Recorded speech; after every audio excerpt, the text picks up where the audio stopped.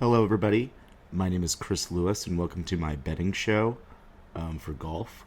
Um, this podcast is hosted and sponsored by the Stunt app, which is a social media app devoted to sports.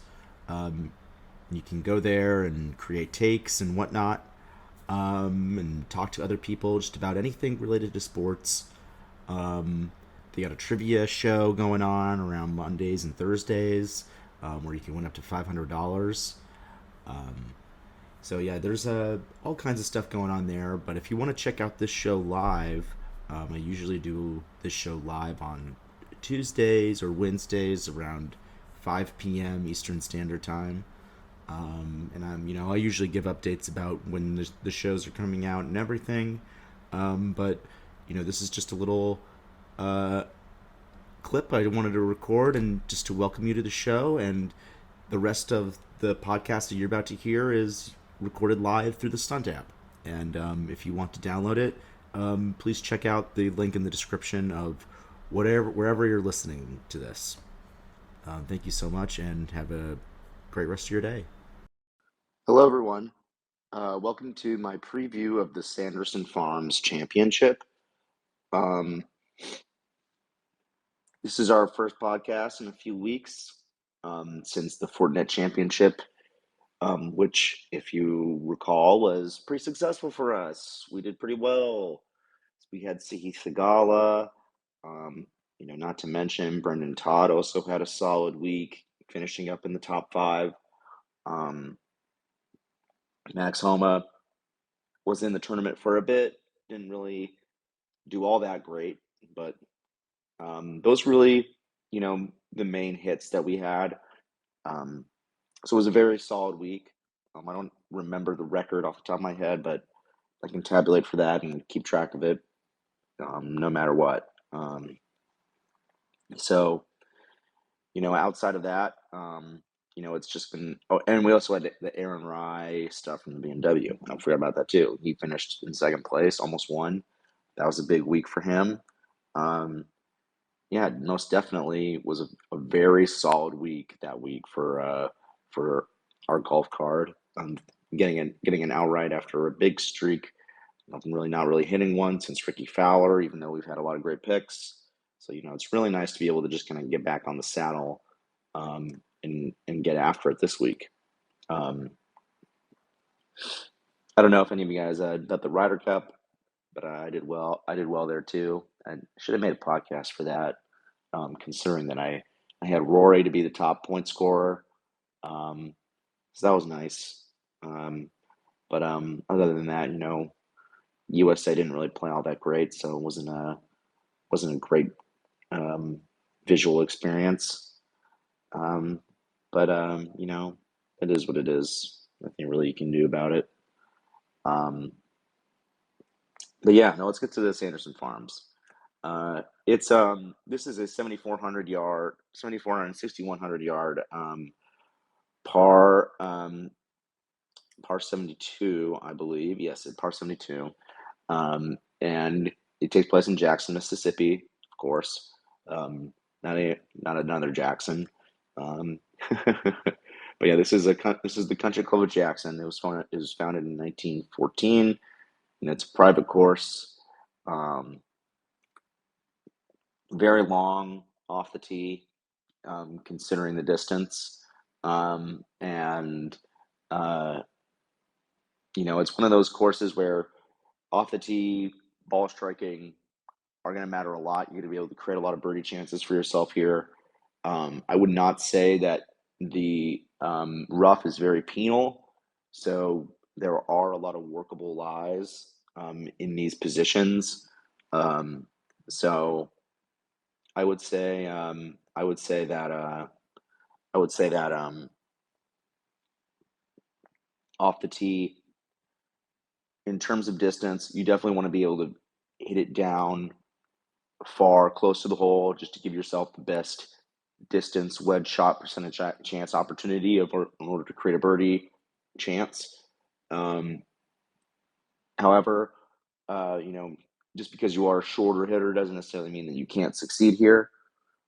There are some finesse type holes throughout the course, but distance players should have an advantage, especially historically.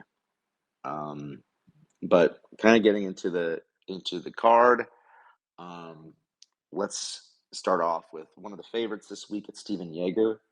He's at plus 2,000, plus 450 for top five, plus 225 for top 10, and plus 115 for top 20.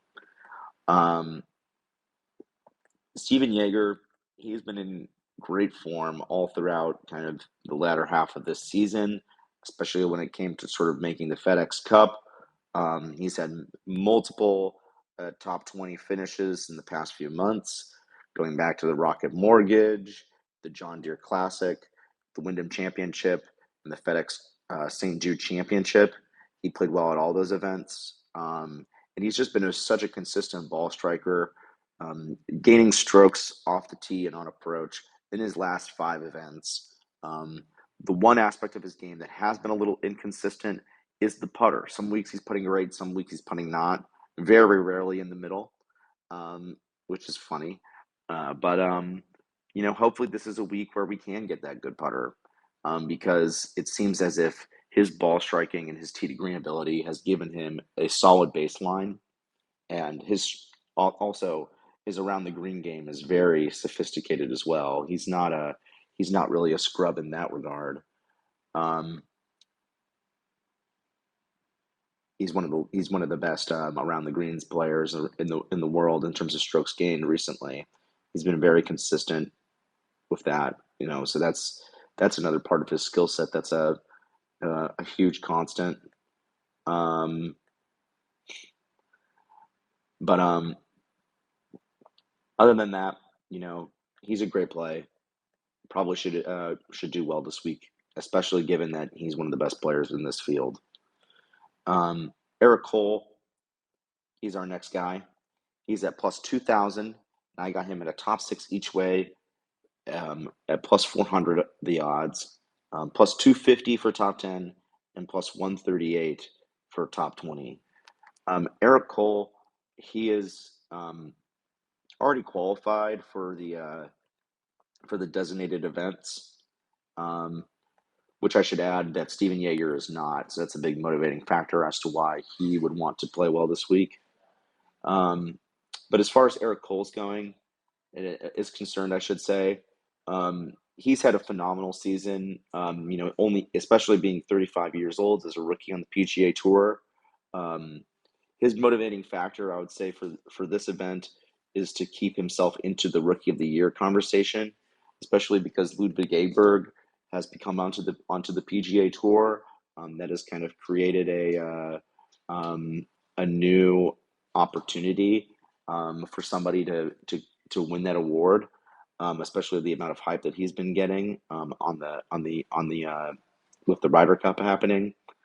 The Ryder Cup having just happened, and also having acquired his first win on the DP World Tour.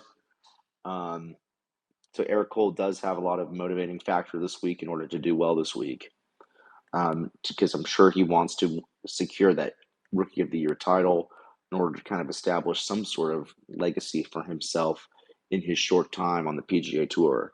Obviously Ludwig Aberg is going to have plenty of opportunities to be able to do that, but outside of that storyline opportunity, um, I do think that Eric Cole is a good course fit here.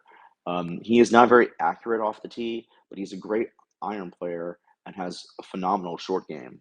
So I expect him to be able to kind of create himself a lot of opportunities here. At the Sanderson Farms. This should not be a difficult course for him, um, and he's very motivated as well. Um, After that, I got Bo Hostler at plus 3,000, plus 650 for top five, plus 300 for top 10, and plus 140 for top 20. Bo Hostler, he's somebody that has had some great finishes over the past few months, especially given that he was trying to make the top 50 to get into the designated events. He fell short of that, which is why he's playing this week in order to kind of secure that. Um, and in the past five events, he's had three top 20s. Um, so he's in good form overall. And the outside of the Wyndham Championship where he missed the cut, but statistically, I would say that's kind of an outlier performance, even kind of going beyond all of that. Um, and similar to Eric Cole, I would say he's a good course fit because he doesn't really have, he's not very accurate off, he's not very accurate off the tee. So I would expect that that uh, he he would have he would have a better time in order to create opportunities for himself um, in comparison to some other courses. Um, because he's not really a great iron player, I think the fact that a lot of other players are going to be playing out of not necessarily the cleanest of positions could benefit him on this course um, because he is a good driver. He can hit it far, just not very accurate. And so, because he's not very accurate, he's always not putting himself in good positions with his wedges and his irons. So, he's never really been a proficient approach player. Yet, maybe, in a course like this where you're not necessarily going to be in the best of positions all the time off the tee, that could benefit him because he does have a good short game and he's a great putter as is. So, um, that deficiency in his game could is not going to be as poignant as in some other weeks. Um, so I do like Bo Hostler this week. Um, After that, I got Ben Griffin at plus 5,000 and plus 210 for top 20. And the thing about Ben Griffin, similar to a lot of these other players that I have on my card this week, he's had some good form in the past few weeks. Tied for 24th at the FedEx St. Jude, tied for 20th at the 3M Open, tied for 25th at the Genesis Scottish Open. Um, he does need to make the top 50, so that's a huge motivating factor for him. And he's close there, so I would expect him to definitely have a great chance this week. Um, Distance and approach wise, he's a very solid. It's just his accuracy has been kind of abysmal throughout the season. Um, but like with some other players, that probably shouldn't be a huge issue here. Putting and short game wise, he is very solid. So I do think he does have a nice baseline there. If the ball striking can just be a little bit more consistent, especially on a course where accuracy isn't necessarily going to be a huge issue.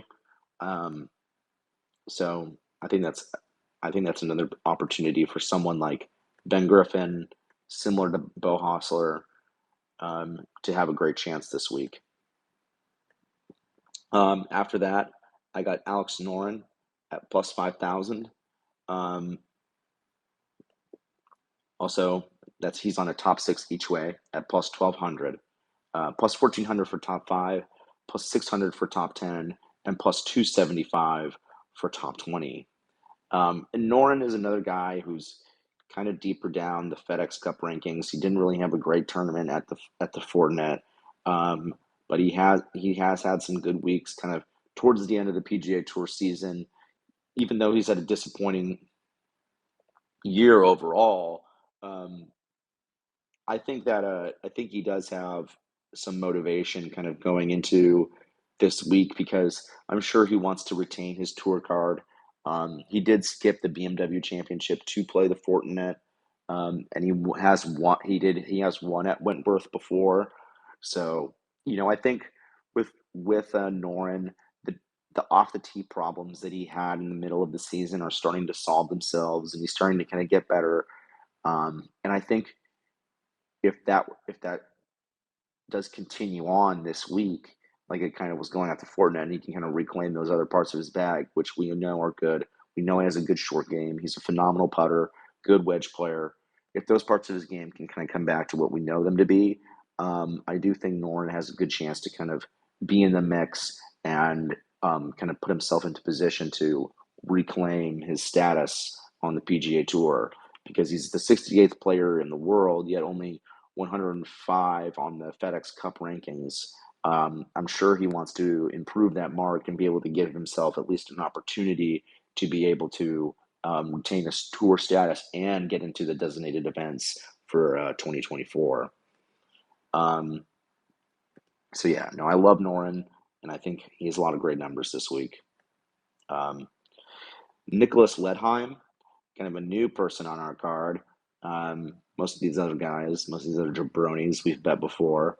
But Nicholas Ledheim, he's a player who's mainly been on the Corn Ferry Tour, but he's basically he's gotten his status for the PGA Tour season already kind of wrapped up.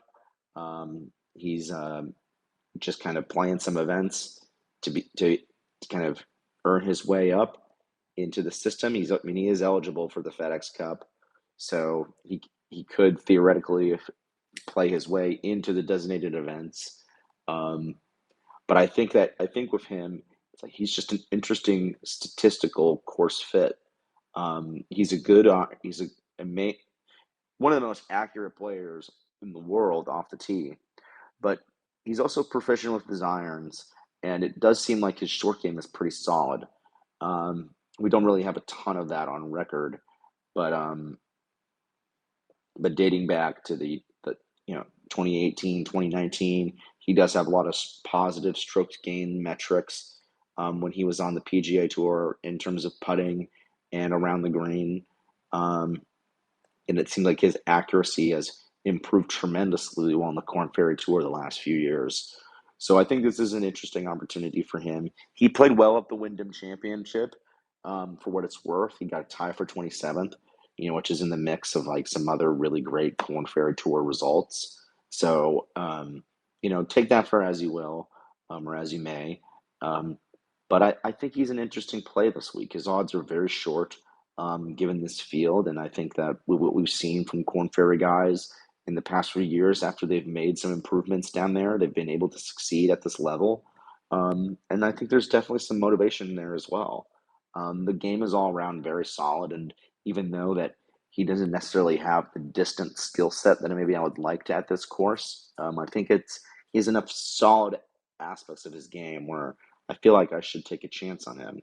Um, I got him. I forgot. I think I forgot to say. I got him at plus 5,500 and plus 220 for top 20, and I got that on an area where there's no dead heat. So I figured that was better, for somebody like him because I'm not necessarily sure how well he's going to play this week.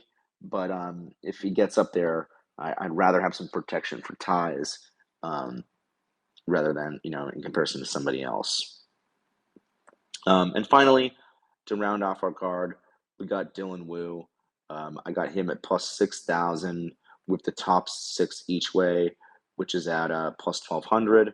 Oh, and I forgot to say the Noren each way is at plus 1,000, not not plus 1,200. Um, that was a mistake on the thing I was looking at here.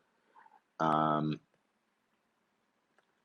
my little image that I made, which will be going up shortly after this.